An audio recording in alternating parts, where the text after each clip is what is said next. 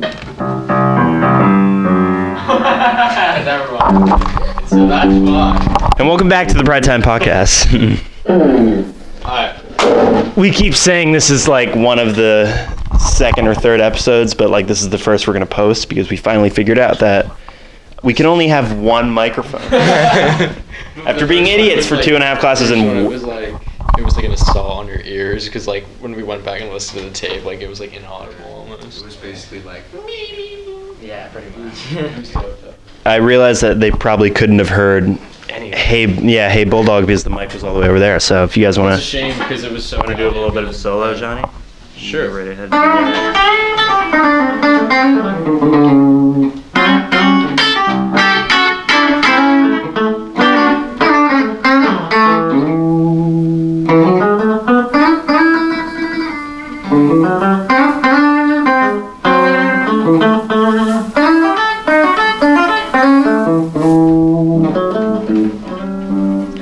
Just a little something blues. All right.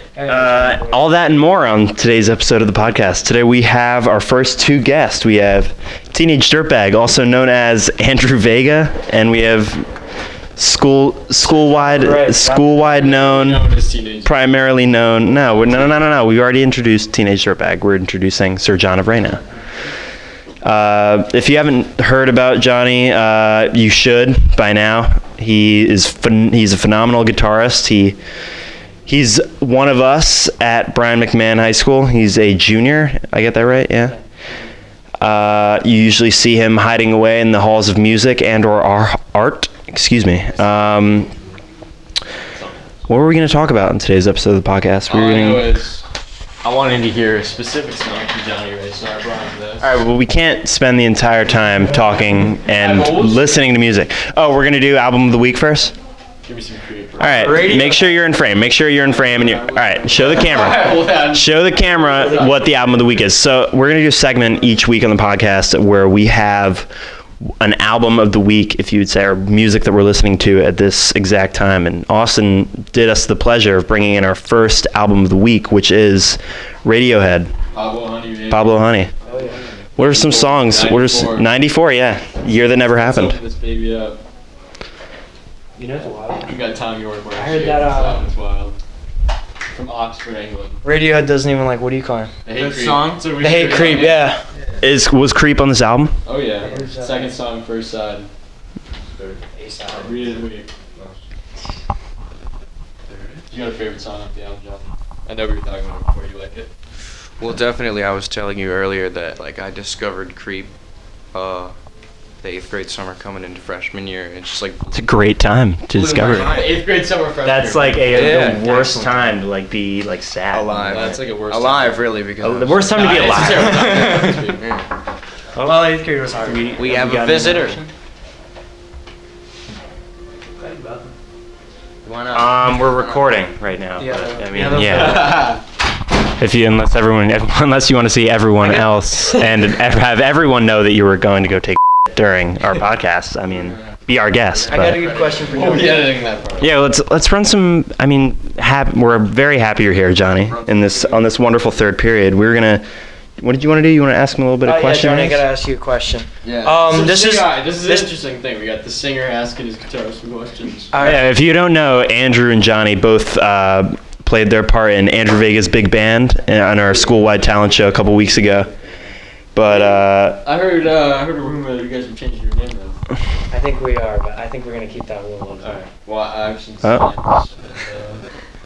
word for a new logo. If you know.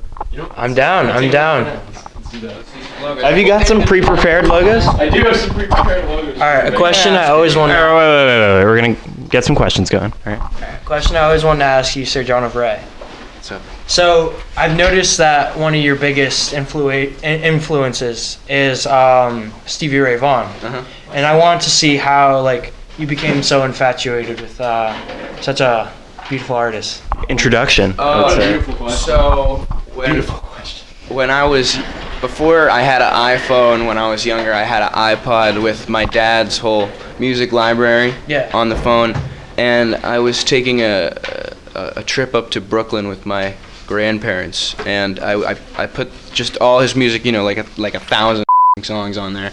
I put it on shuffle, and I found Scuttle Button live Stevie Ray Vaughan at Carnegie Hall, and that just it's such a high energy, just crazy song that just still gives me chills. It just blew my mind, and I just looked more into him as I went along, and found he had a lot of other stuff like that. Yeah, that's beautiful. Yeah, he was like a healing artist for me. Just. Speaking of Brooklyn, I actually heard you played the Brooklyn Bowl. How was that? Yeah, that was like Brooklyn Bowl, man. Yeah, that was last year. That happened? And it was, pretty much I wouldn't be where I am now with music if it weren't for my dad. And he was, that was his gig, and he really brought me along for it. So Shout out MattRay.com. Is there footage of the Brooklyn Bowl? Well, Johnny, is there footage of Johnny Ray live at the Brooklyn I believe Bowl? so. Yeah, I mean, I took Johnny Ray live and loud. Yeah. When I play a gig, usually I try to record it on my phone so I can listen later, and find out what I did wrong, and also what I did right, which is the fun part. So, what was your most recent gig? Well, if by gig you mean just like playing in front of like an audience, I would say Climate Day when all of us guys set up in the hallway. Yeah, that was a gig, yeah. So I wasn't there. It was good. Yeah, unfortunately we weren't present, but can you tell us give us a run through your set, man? Oh, it was Who was playing? Mr. Grillo was there. Grillo's on bass. Grillo plays electric bass. Yeah. Is there? There's a video. Yeah, we have a clip. We can throw in a clip. Yeah. But yeah, that was amazing. Dude, I love it, Joe. We did Rocky Raccoon as well. Rocky Raccoon. Should we do a little snippet?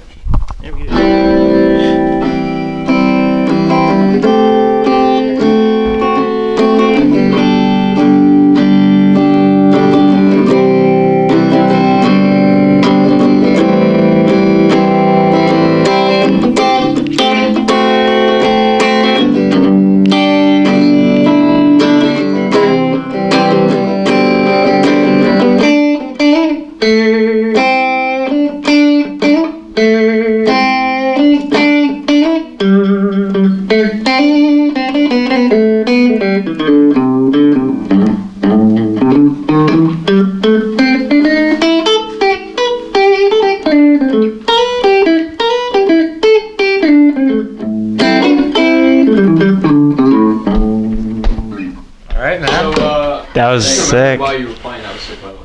I just remembered Mr. Grillo has a band. So. Does anyone know the name of his band? I know he I was wondering if you guys did. Mr. Pierce is in his band. Political band, really? I mean, I don't know. Political's not a good job, but they're favorites. Grillo's really into grunge. I was talking to him about Soundgarden, Pearl Jam, and Nirvana the other day, and he was like, "Do you believe the conspiracies that Courtney Love killed Kurt?" And I was like, no, dude. All right, we're gonna. Coach Q, my astronomy teacher. Shout out Coach Q. He believes conspiracy. He believes in the conspiracy that. All right. For those of you who don't know, there's a conspiracy that the '90s rock star Kurt Cobain was killed by his spouse at the time, Courtney Love. Some way, maybe she hired someone. In some way, shape, or form, yeah. There was like this one guy named like The Mountain who claimed that like he was offered like a lot of money by Courtney Love to whack Kurt Cobain. But honestly, I feel like there are videos and stuff, and like you can read all up on the '90s, but like we didn't like even exist then. I wonder if it would be different if we had more perspective. That's what we were talking about on but that's what they were talking about on Joe Rogan. One episode I was watching, they were just saying and Billy Corgan was on it, and they were saying, that's a good one, yeah. The one with Billy Corgan. For those of you who don't know, Billy Corgan is the frontman of the Smashing Pumpkins, another great '90s band. They were talking about could someone like Kurt Cobain or Nirvana themselves make it in the industry today, compared to in the 90s when it was you got recognized by going to a bar on a Wednesday, and that's when the producers would come in and be like, but nowadays it's all social media platforms, That's just the result of the fact that everybody's got some sort of device, iPhone and all that. They got a computer. Just wasn't like that. Yeah, you have to be plugged into this new world to make it today. I think, of course. With all professions, including music, it's technology, it's a big help, but also I find that it's a major pain in the ass. Like, quick question to piggyback It is a off major that. pain, yeah. Do you think social media actually aids or disadvantages you when it comes to like being known in music? Because if you really look at it, like a lot of people like post like themselves like playing and like doing all this stuff. Mhm. Do you think like it's more of like competition that way, or do you think it's like a better way to like link up with people? it's you can go ahead. No, I mean both ways, obviously, but just. I mean, I think it's depending how you yourself are looking at it as a musician. Like, are you using the platform to get discovered by other people, or are you using the platform to just share what you've learned? You know? I see it as just adjusting to the times, because playing live just really isn't the wave anymore. You can't get yourself known doing that. Mostly because the social media is now a competition, Yeah. and I think it's good, but it's really it takes balls to publish yourself like that, Yeah. But I look to be doing. My dad was asking me if the Beatles came out with if the Beatles came out today, I mean, would they be popular?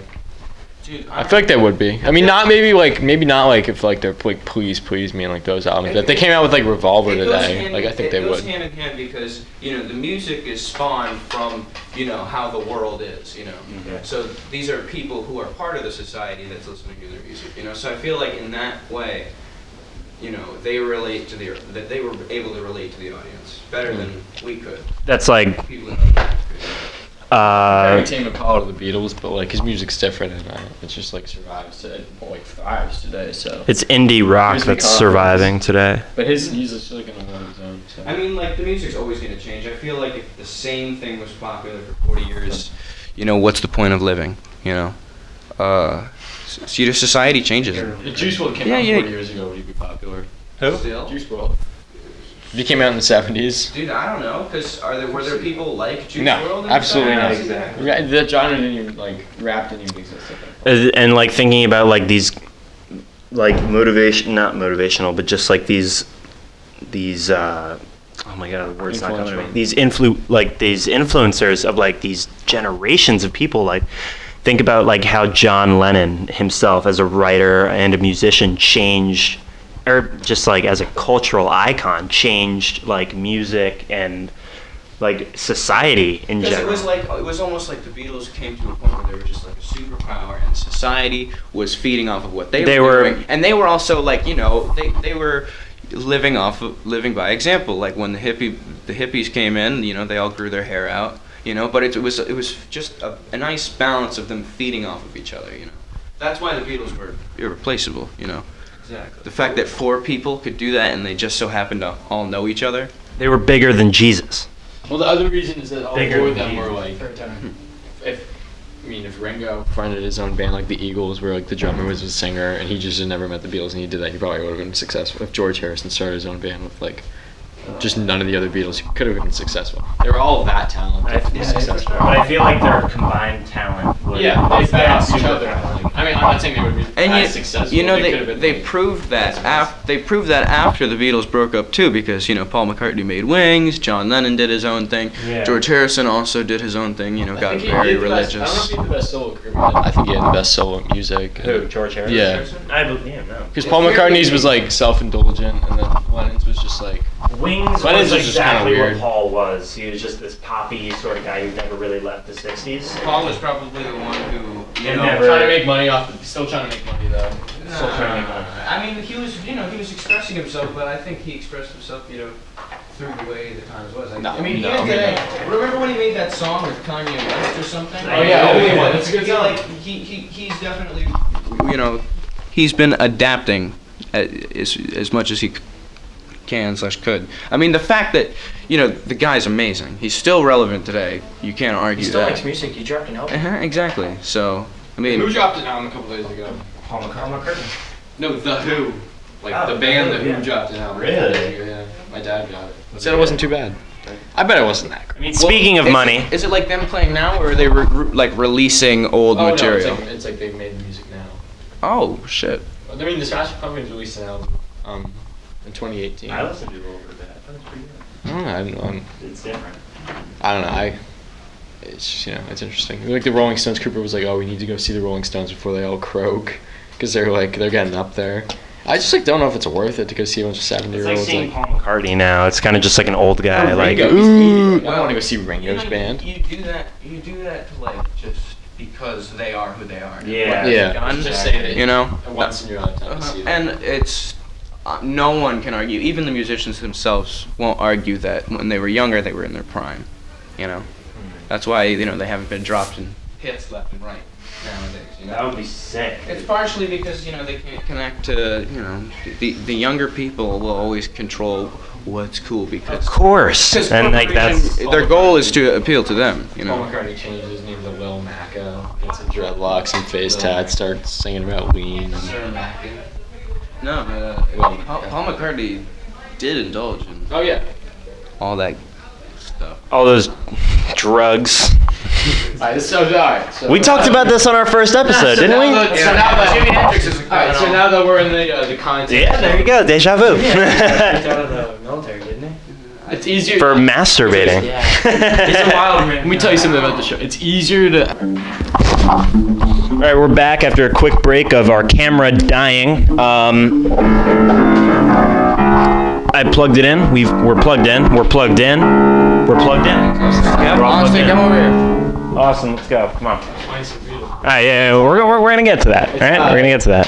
Speaking of the Beatles, we were looking at on our last episode that unfortunately didn't make it to the final cut because our audio was messed up again because we used way too many mics. Too many mics. Too many mics. All right. Speaking of that, we were on the Rolling Stones top 100 artists of all time the other day. What do you? You want to go through the top 20 with Johnny and Andrew here? Sure. Yeah, why not? Let's go through. I can pull it up if you guys want to. Yeah. Let's give it a little listen. You guys have a little Validate this list. Let's have a little chat in the meantime.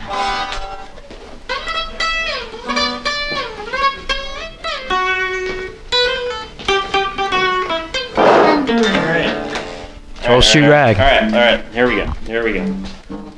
Ready? Little waiting music. Yeah, you do a little bit of elevator music while we wait.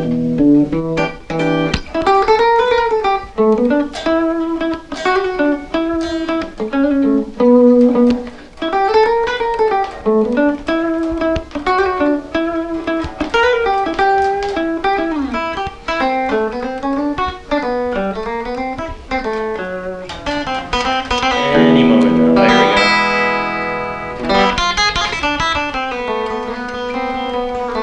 There we go. Ready? All right. Ready. All right. Here we are. That was a great little intro to our. All right, yeah. Let's roll through the top 20, shall we? If I can get just a little bit of Wi-Fi here. Just a little bit of Wi-Fi. This is on all genres, right? Yes, it's rock and roll, just about. Yeah. I mean, we. No, it's No, there's some hip hop. yeah, hip hop. Yeah, we saw. Who did we saw? The broad artist. This is Rolling Stone. It's written by musicians. No music. It's written only by musicians. Oh, that's really bad. Yeah, super bit horrible place. Yeah, it's kind of boned, but we're gonna do it. Let's start at 30. No, let's start at 30. Nirvana's 30. Yeah, let's start. All right, we'll start at 30, shall we? All right, so Nirvana, everyone.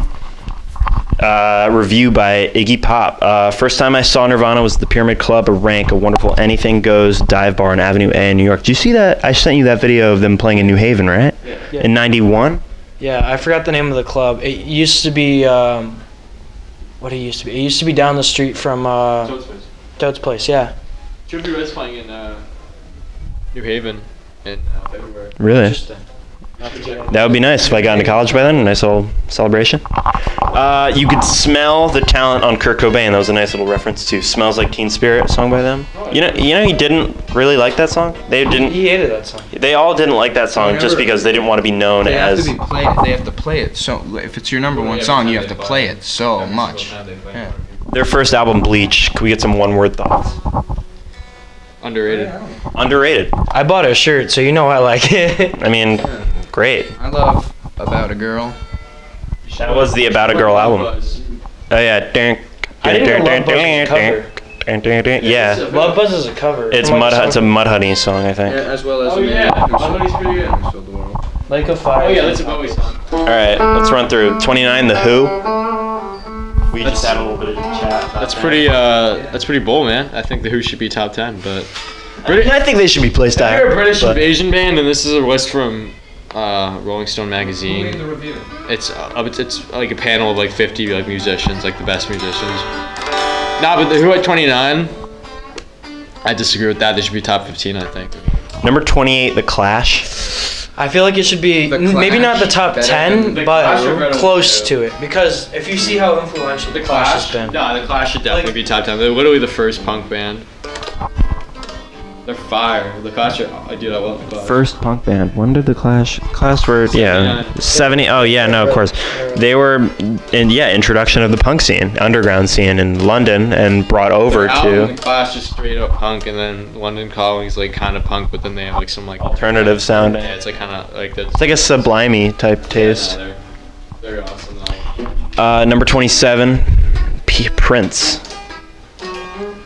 Johnny, what do you think about Prince? Prince is good. I mean, my introduction to soloing was on Purple Rain. Purple Rain. Because it's, you don't have to be playing a lot for it to sound good, and that's kind of where I pieced together what notes sounded good soloing pentatonic in the key of the song, Should we do a little bit of a sample of Do you know it? Purple Rain? I don't really remember a lot of it, but that one? Yeah. Yeah, I don't really remember the chord progression, but yeah, just like really, Prince, his music, his guitar playing sounded really hard to like, the naked ear, but also to a musician as well, because I'm not gonna say he's like, any less talented than everyone says he is. Loved that guitar though. Cloud. Sick. Like artist design. Yeah, he was very unique. He was people say funk masterpiece. Yeah, he kind of reminds me of Rick James. He kind of gives me Hendrix vibes a little bit. Yeah, because of the guitar. Yeah, the guitar and He was, Purple Rain, Purple Haze. Yeah, he Action. was like a Hendrix figure. Alright, so for his yeah. time. I would agree so. Yeah. You speaking about Rick James actually brings up Prince when he was first starting out. Rick James was one of the first people he like opened up for. Really? Yeah. Who, Hendrix or Prince? Prince opened up for Rick James, and after a while they got into the point where like they were butting heads, and they ended up becoming rivals because of that. And it like really like brought the best out of their careers. That was probably a crazy show though. Steve Prince. All right, skipping it down to 23. Go up, cuz go up. All right. Do you want to say something about the Ramones? Having the Ramones at 26 is just a disgrace. To have the Ramones in the top 50 is a disgrace. To have the Ramones ahead of the Clash. The Ramones are like imitators of the Clash. Like the Clash. The Ramones, they were. It's a very controversial statement. It is a very controversial statement. And like They were English, right? Ramones are English. They're from the Bronx. The Clash are from like the crappy part of London. I literally went and saw like the neighborhood like the Clash are from, and it's literally slums. Like the bathrooms are like outside of the houses there, so it's like Ramones are just frauds. They're charlatans, honestly. But, like this list is ass. This list is chopped, man. This list is absolutely chopped. All right. Now we're skipping it down because we have no. Lewis. Do you want to skip it down? Do you That's an know? interesting one. You got anything to say? Jerry- Jim? yeah. Top 25 right there. In his day, everyone talks about this story. It's the Piano Fires story for one of his sets. It was Jerry Lee Lewis and who was it? It was Jerry Lee Lewis and Chuck Berry actually. And Chuck Berry he was going to have the set right after Jerry Lee Lewis. And to one up him at the concert, he set his piano on fire and started playing it like that. That's one of those things in history that'll always go down, but no one really knows about. It's crazy. I haven't heard of it prior. I mean, that sounds insane. Yeah, facts. This is another one of those artists where it was the generation where everything other than Christian classical music was the devil's music. Yeah. Jerry Lee Lewis Very was. controversial statement there, but I it's mean- not as controversial as the Ramones statement. We got some door knockage. We got Occupied. Another guess. Okay, so Number 23 is Bruce Springsteen. Get out of here. You're putting Bruce Springsteen ahead of Nirvana and The Clash and The Who. Like, these people are honestly, like, I mean, I don't really know, like, the setting where and when this list was written, but I have every reason to believe that they were on methamphetamine when they wrote it. Cobain was That's bull. I mean, I'm sorry, but that's bull. Cobain was the Lennon of his generation, I would say.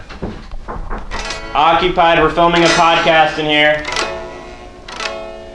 Bruce Springsteen's like literally like Fox News intro music. Like, that's not rock and roll. Like, that's literally like the most establishment bull.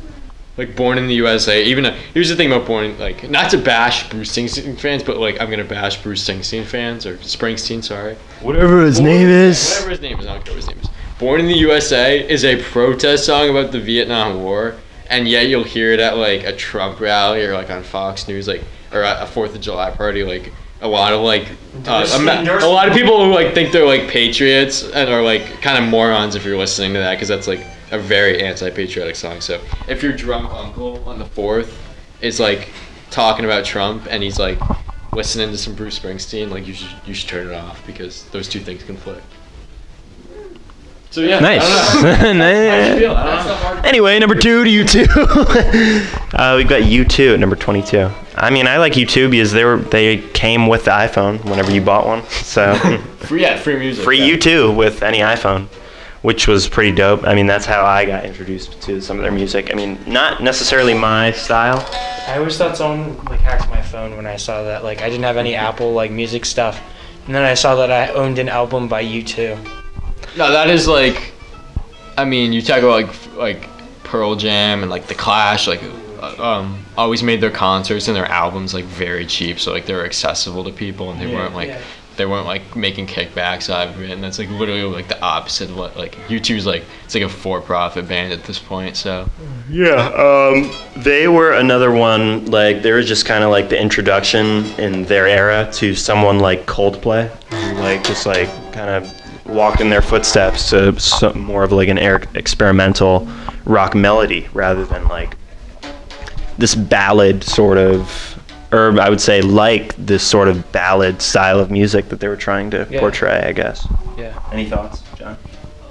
That's good. That's Yeah. all music, like new music, is just, you know, it's what the artist who made it has heard before, and, you know, kind of mixed together subconsciously. You know what I mean? So yeah, I think there's only so many notes, you know. So people just get influenced by those who came before, and that's how, you know, past artists stay relevant, I think. You want to talk about number 20, Bo Diddley, for a second? Dude, I don't know. You know? All right. I mean, all right. So, quick rundown on Bo Diddley: the sultry sexual power of Africa, a mystery and a sound with his cigar box piece. That's one thing. Cigar box guitar. I'll throw a picture of that up there. But I mean, that's a beautiful guitar. It's a beautiful peace sign and heart on it. Bo Diddley. I mean, Bro, scroll down. Hypnotic. Somewhere around Hendrix. He is not somewhere around Hendrix. That is like the most exaggerated crap I've ever seen. I can't say much on Bo Diddley because I have not listened to his music, but it's definitely someone I should go and check out. He looks pretty sick. I would like to listen to some of his Is music. he like an older blues? Yeah, I believe so. So yeah, he probably. Why are we giving this much attention to Bo Diddley? Because he influenced Hendrix. He did influence Hendrix. All right, number 19, the Velvet You want to talk Underground. about influence? You want to talk about influence? The Velvet Underground influenced so many bands. Literally every band you like that came after. Not obviously. They influenced a lot of people though, and they were like. Is that what's next? I love the Velvet Underground. Number 19. I actually appreciate that they put him in the top 20. I feel like that's good placement pretty for Velvet awesome, yeah. Underground. A lot of their music was experimental. Yeah. And used sounds that weren't like they weren't really like conventional at all. yeah. They kind of strayed away from like the melodies and like the catchy stuff, and they put like you can tell with their music they put a lot of heart and soul into what they're trying to convey. Andy Warhol was their manager. They were just different. Really? Well, yeah, Lou Reed wasn't a particularly great singer, but he was a really good songwriter, and he, like Andrew said, he put a lot of passion into his music. Certainly. Syracuse. Definitely songs you could feel. Oh, Marvin Gaye. Marvin Gaye, number 18. Marvin Gaye. I mean, my parents personally have an album of Martin Gaye, and I don't really want to know the context of them having that album, but Marvin Gaye, great sexual music. Very soulful. Soulful. That was the word I was looking for. Motown legacy. Yeah, but like what's Come and Get Your Eye, I guess it is a sexual song, but I don't know. I like it. Also, what's that song? What's Going On? Yeah, What's Going On? There you go. I mean, those are two. I'll Be Doggone. Pretty all-time. For a short time, I was really into Marvin Gaye, and Just Motown in general. It's just Motown. great It's song. definitely it's something you could just Stevie Wonder, yeah. like listen to and like you vibe to. Yeah, exactly. Very summertime happy music. Yeah, uplifting. Number 17, Muddy Waters. Yeah, well, I mean, he inspired. We know this because he inspired the Stones, he inspired Hendrix, and he also inspired, Stevie. And if you want to talk about blues players, they a lot of people say that like Hendrix was, for his time, like the Stevie was that figure, and then now sort of John Mayer would be that figure. All three of these artists have credited Muddy Waters to be one of their influencers. I mean, obviously it varies in how important they were to them. I'd say that, the closer we get to now, the less, inspired they are by, an older blues head like that. You know what I mean? But yeah, I mean, the blues movement was, that was the seed for rock and roll is the seed for punk music, which is, the seed for alternative music.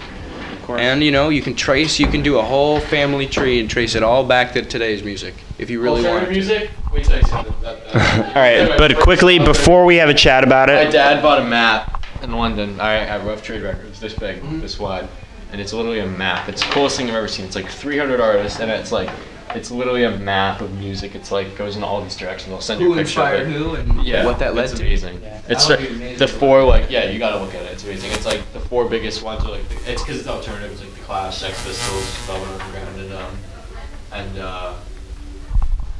crap, I'm blanking on the other one. Yeah, but you can trace it all back. Yeah. It all comes from Yeah. It was like big. all right, we're gonna take a quick break. We have to check in with our manager. No, we got 10 minutes. When's class end? Class ends in like 4 minutes, 5 minutes. Yeah. All right, no, dude, come on. We can't. I don't want him yelling at me like I did yesterday. What are you talking about? All right, we're gonna take a quick break anyway. We'll be back. Boys. That was so cool. Gentlemen, Back to the list. welcome back to the Pridetime podcast after our quick break of checking in with our manager and making sure we're good on time. We are. The producer says we're good. The producer says we're good. I just got an offer for 3 more seasons. Speaking of speaking of being influential. Oh, Melissa Gale, please come to the counseling office. That's a Melissa good Gale, one. That's a very good one. There we go. There we go. number Okay. 15, Stevie Wonder. Stevie Wonder. Stevie Wonder, it's just like, You want to do us a favor and tilt that little the viewfinder? Yeah, facts. Tilt that towards us. No. The entire screen. Just flip it toward us. Other way. All the way. You got it. Keep we're going. going. Just there. All right. Perfect.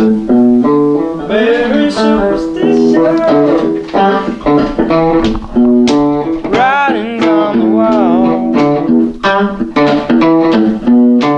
Very sad. I don't know. I know there's this song.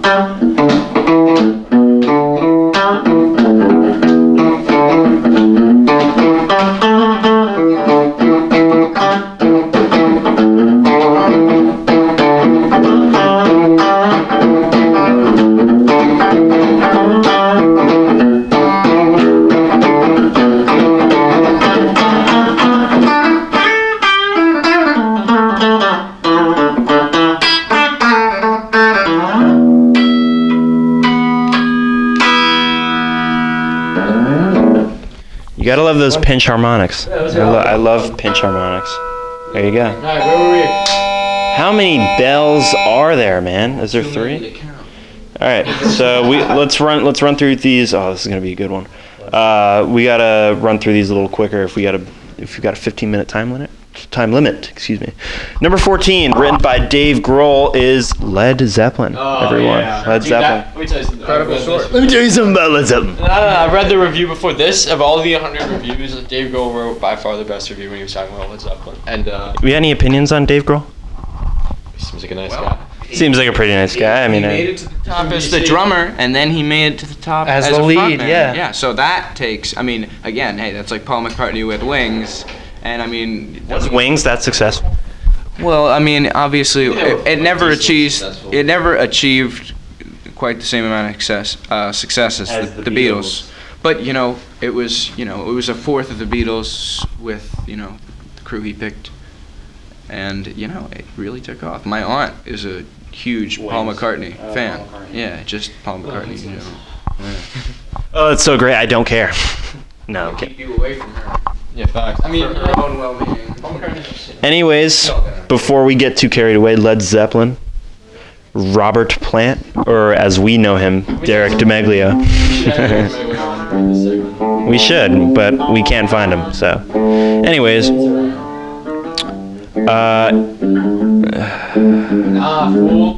Nah, fool. in '69 and '70, there was some freaky shit going on. But Zeppelin were the freakiest. I consider Jimmy Page freakier than Jimi Hendrix. Hendrix was a genius on fire, whereas Page was a genius possessed. That's what Dave Grohl said. Interesting take. And very interesting take. Interesting what the drummer wrote it, because John Bonham is widely believed. I think we talked about this. He was kind of consensus best drummer of all time. So. Yeah. I mean, definitely. It's almost like Stevie with his guitar playing. It's just That's a good comparison. brutal, and it just cuts through more than anything. And I mean, there is a saying that a band can only be as good as its drummer, because that's the backbone, as well as the bass, and but yeah.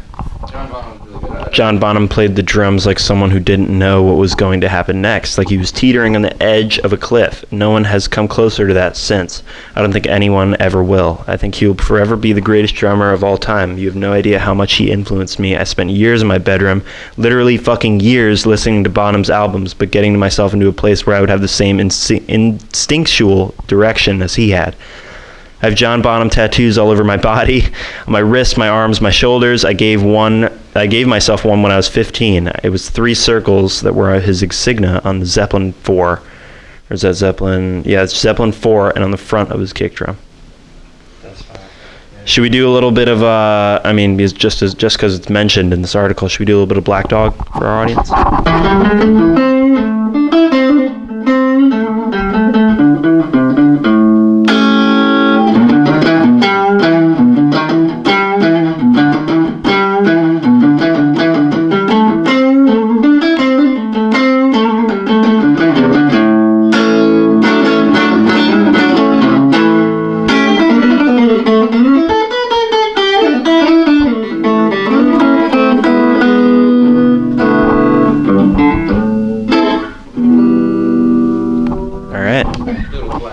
Number 13, Buddy Holly.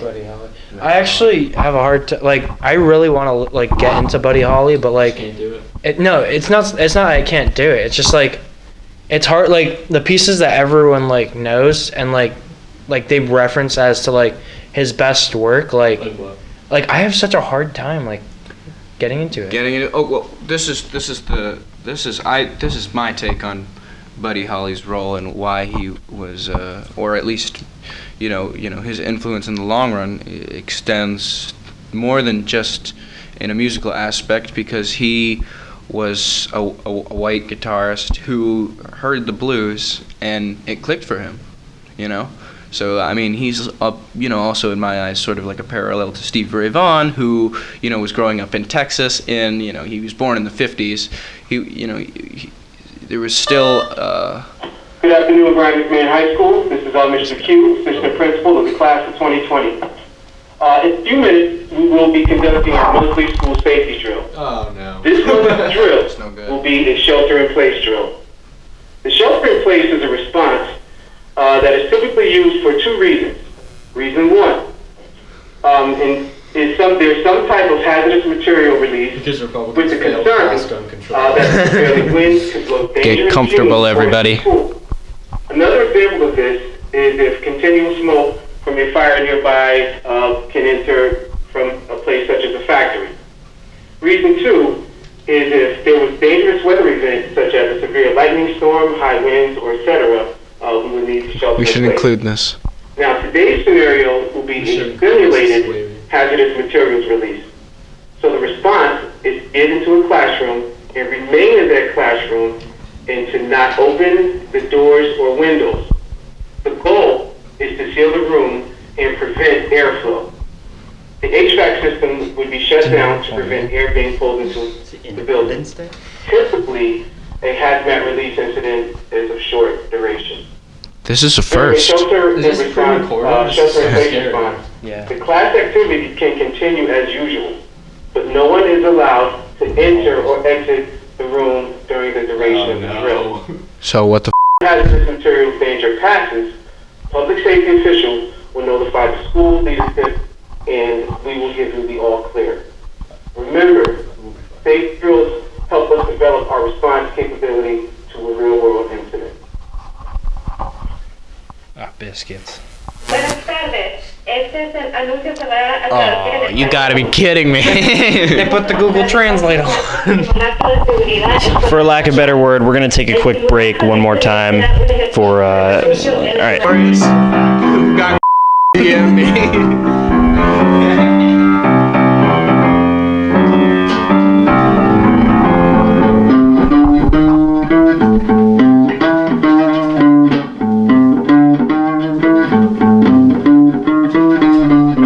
Let's get down this list. What I wanted to say about Buddy Holly But wait. All right, being an artist. let's just recuperate for a second. This is where we are. We're at number 13. We're at Buddy Holly. We're chatting about his hillbilly-like approach to jazz and Yeah, he was. You know, I mean, musicians back then were supposed to be very, very civilized. You know, and the parents were supposed to approve of the music that their children were listening to and all that. But you know, Buddy Holly was he was a ladies' man, and he was influenced by these. Very similar to Elvis. So I think that Elvis was an influencer of him. You know. And so, you know, that you can also trace back to being like the seed of rock and roll and, you know, the whole idea of rebellion, you know. That will always be, you know, the seed of it, I believe. Rebellion. rock and roll, man. Yeah. So, yeah, and then what I was saying earlier was, you know, beyond the musical influence, I mean, he was openly saying he was influenced by black artists in the 60s, you know. That's a... Was he from the South? That's a big deal Power for move, that yeah, time. exactly. It's a power move, I would say so. Very much an independent thinker. Yeah. Speaking of independent thinkers, number 12, the Beach Boys. I freaking love them. Another super. I was expecting a different response. I love you know, their correlation to Charles Manson. Oh yeah. I thought that, you know, I was thinking Helter Skelter. There was one member of the Beach Boys. I don't know. Frankly, I don't know much about the Beach The lead Boys. singer was absolutely... He was good friends with... some brother, in the Beach Boys, there was a pair of brothers. Or maybe it was triplets, all boys, who were... They're all molested by their dad growing up. And they didn't really, like, come forward about it, but it definitely impacted the music. Like, For sure. And Charlie Manson actually came to one of the Beach Boys with a song of his, and, you know... The member of the Beach Boys, I don't know who it was, took off with the song, gave it a new name, you know? Really? Isn't that crazy? Imagine doing that to that fucking guy. Stealing a song from Mr. Manson. Charlie Manson had a really bad life, man. Like, there's bad luck and there's a bad day and a bad week, but dude, that dude just had a bad life. He's kind of interesting to watch interviews with him. Yeah, Absolutely. I absolutely. Absolutely. Yeah. Off the f***ing chain. Seriously. Speaking of off the chain, number 11, Bob Marley. quick little thing about the Beach Boys, though. Pet Sounds, one of the best albums out there. Say so, yeah. Great sound. Great sound. Be nice. Favorite Beach Boys song right there. Sloop John B as well. I don't know if you ever heard God of Only him. Knows is good. Yeah. I like him a lot. Yeah. Number 11, Bob Marley. I mean, you can't really go through a musical podcast on the East Coast without talking about Bob Marley. Because what bad did Bob Marley do? I mean, Nothing. It's these people in history who just promote, only good, and that is very, very, noble, I think. In the 60s and early 70s, when Bob Marley was like on the rise, it was another case of just parents being like, oh, he's a pot smoker, Jamaican, like, we can't have you kids listening to this. But it was just like it created a completely different, and it brought reggaeton. Excuse me if I'm pronouncing that wrong, but it brought that.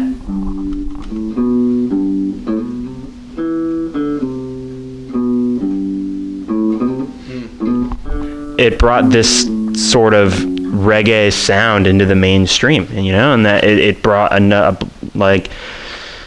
a lot of new artists, not including Bob Marley's countless sons that have taken music, Damian Marley and Ziggy Marley is sick. There's Damian and Ziggy. Damian's the dubstep. Ziggy is the. Imagine Bob Marley. He has so many sons, it's hard to. My parents love Ziggy. They love Ziggy Marley. They saw him in Stanford a couple weeks ago. On South Park, one thing I remember of the with this fried chicken episodes, they go to the Ziggy. He's like, I don't know enough fun for the Ziggy Stardust concert. Or no, not Ziggy Stardust, Ziggy Marley. Sorry, Ziggy Stardust was David Bowie. David Bowie was number 39 on this list, who we didn't get to. Yeah, that should definitely should be so much higher. Wait, is it counting up? No, it is not. It's counting down. Going back? Yeah, so number 10 is Ray Charles. Yeah. Yeah. Definitely an interesting character. God damn, I mean, the whole blind thing, I mean, he really had to overcome a lot of Yeah. The thing with Ray Charles and Stevie Wonder is that people tend to forget the fact that they were self-taught. I'm pretty sure, I'm fairly certain, you don't quote me on that, but they were self-taught, and they were so like, I don't want to say disabled, but the fact that you can produce music such as that and have such a handicap against you is just awe-inspiring. That like people like Ray Charles and Stevie Wonder can be like forever ingrained in like our culture and like such big figures, and yet like they had like such a disadvantage to everyone else. They say that when you have a sense taken away from you, your brain and your other senses conspire. They fill in. Yeah, so maybe that's part of the reason why he had such a great ear. Speaking of ears and just overall talent in faces and babies and eyeballs and noses, and Aretha Franklin is number 9. I get these braces off next month, so hopefully these podcasts are gonna get a little better in visual and audio quality. Proof braces. Yeah, he's been having braces. Dude, did you not know that? Are you serious? He's had braces for like over a year. Like, Yeah, I need dude. All right. Because I never wear my Rubber band? bands. No. Dude, you got to. I do. I should. It's going to delay the process. You Yeah. just wear them when you go to bed. Yeah, I it's have true. my permanent retainer on my fucking face. Really? Goodness. Anyway, Aretha Franklin. Speaking of permanent It was crazy how they actually got her for Blues Brothers. Yeah. I completely. She sounds like amazing. Like just listening to Aretha Franklin, her vocal range is insane. Like a female Frank Sinatra, because she acted, as proven by her role in the Blues Brothers, and she also had a very distinct voice, and it kind of can sound like an orgasm to your ears. It was sex music, sex songs, and for lack of a better term, but it was just like the soul at the time. She's definitely a role model that I think people should look up to, because just like the empowerment that she had, like that she could convey, like just like, yeah. But that's that. Number 8, Little Richard. Little Richard. Yep. Dude, heavily influenced Paul McCartney. Really? Yeah, the Beatles do a cover of "Long Tall Sally." Yeah. Which is, I believe it. I know they got it from Little Richard. I don't know if he wrote it or not, but yeah. I had no idea. I mean that makes loads of sense. Because I remember seeing, oh my God, I can't get my words out today, but I remember seeing an interview of Paul McCartney talking about Little Richard and the inspiration that he got from him, and stuff like in recording in 1956, Tutti Frutti. And you really have to admire these. I don't know how race relations were in England, but you really have to admire these white artists who, despite the shit you could get for vouching for a person of color back then, it really shows how independent their thinking process was. Yeah. Number 7, James Brown. Oh, this is one I can talk about for hours. James Brown was so good. Afro Johnny Cash, right?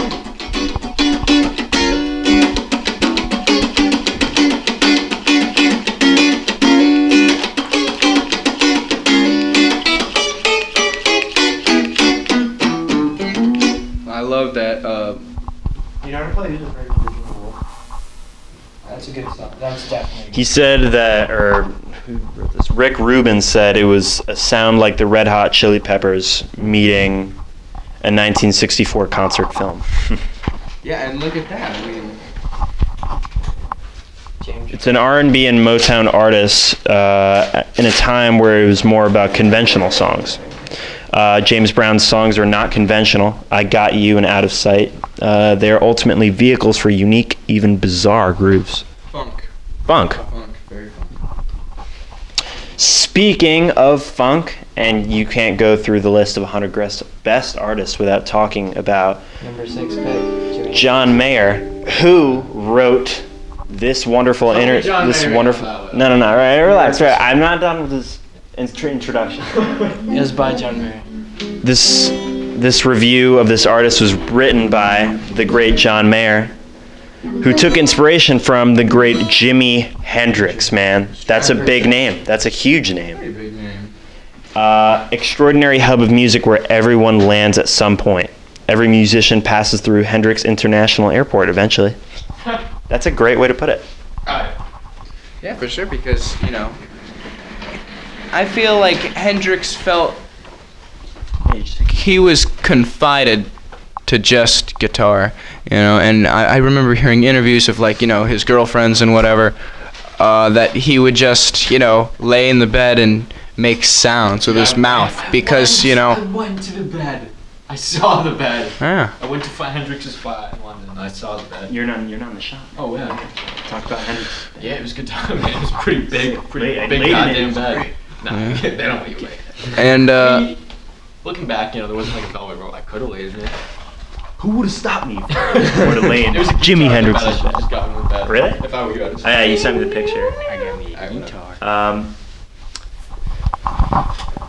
Was he a bluesman, or was he? Of course. That's like what you were just saying. Like he was restricted to guitar with such a great mind, but he he was raised on, the early blues guys, dating back even to Delta blues, which was, the 1920s. I believe it was around then, when artist named Robert Johnson, who allegedly sold his soul to the devil, and he was, I think he's part of the 27 Club, because he was Who, Hendrix? No, Robert Johnson, an influence of Hendrix, but an early blues guy, who, the song Crossroads? Yeah. About went down to the crossroads and, tried to pack and hide. I'm trying to think, but, basically the song's about going to the crossroads, selling your soul to the devil in exchange for, the ability to play really well. That's SNL skit about it. Because he would walk into like bars and shit, and he would find a guitar and ask to play, and it would, apparently it sounded really bad, and then he went away for a long time, and when he came back, he was just, like nothing anyone had heard before. And the amazing thing is that they actually have his recordings from the time. Yeah, I mean, it's kind of hard to listen to it now. It's hard to listen to it now with a naked ear, but you can definitely, if you really, really, really focus, you can trace it back to, the stuff that Hendrix played. Like, Hendrix has a video of him playing a 12-string acoustic guitar. I've seen that video. Yeah, like it's like. Is that Honey Dome?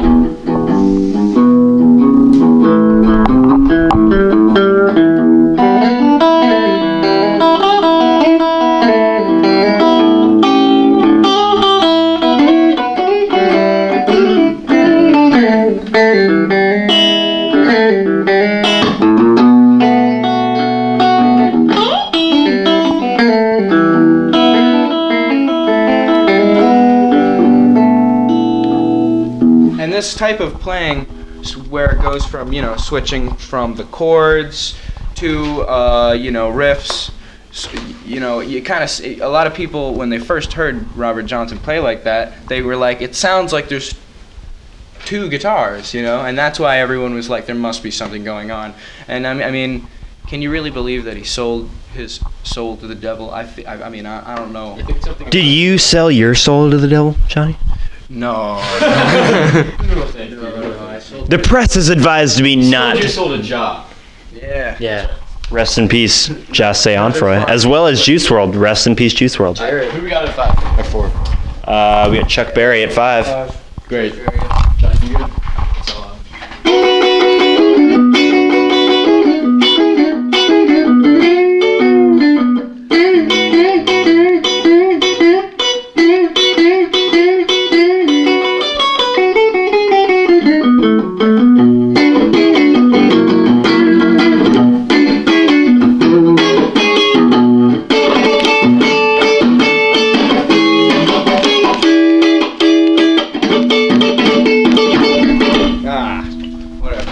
The Ernest Hemingway What about 4? of rock and roll. What about 4? Who's 4?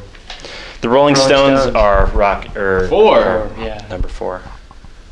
That's, Oh, this is their website. It is their This website. is their website. No, they're separate. They just I came. thought They it was- came from the. Do you know the Rolling Stones? Like what the magazine came from the same song that the actual Rolling Stones took inspiration from. The name? The name. Yeah. Well, I mean, I would put him at... What is it? A 2. I don't know. I just saw it in an 24 article. plus platinum albums. That's pretty impressive. Really? Yeah.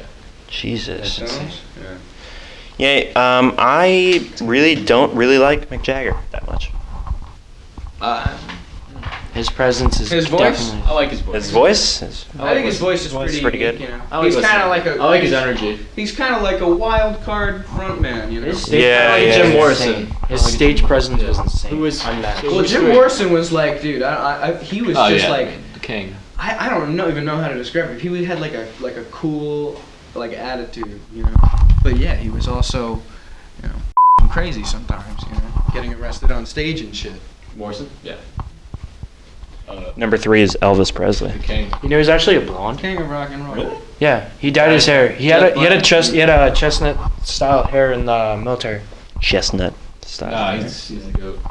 The GOAT out of Memphis, Tennessee. Y'all ever heard the song Hound Dog? Yeah. You know it?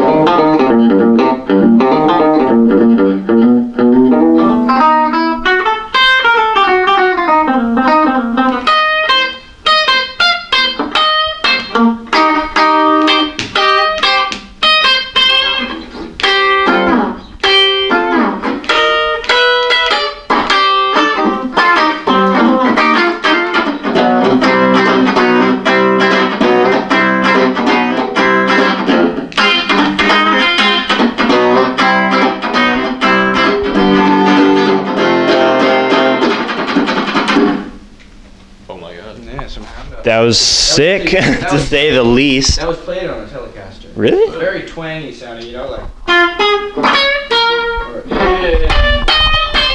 Students and staff, our shelter-in-place drill is now complete. Do the last 2. We're all clear. All right. Are all Next, I have to pick Let's finish this. I want to get out of here. Biggie bag back. I have to go to my 4th period class. All right. All right. We're back. All right. Number 2, Bob Dylan by Robbie Robertson. Lyrics. What's your opinion on Bob Dylan? Bob Dylan. I love him. I mean, he's a poet. He is a also poet. An amazing a songwriter and being a poet kind of go hand in hand. But he was also had the balls to, he was a like a folk artist, and then the Fender Strat got released, and he was like, okay, this is the times. These are the times we live in. I'm going to adapt. And he sacrificed that fan base that actually they all, there's this famous performance where they boo him because he's playing electric. It was a folk festival. Yeah, they boo him for playing electric music.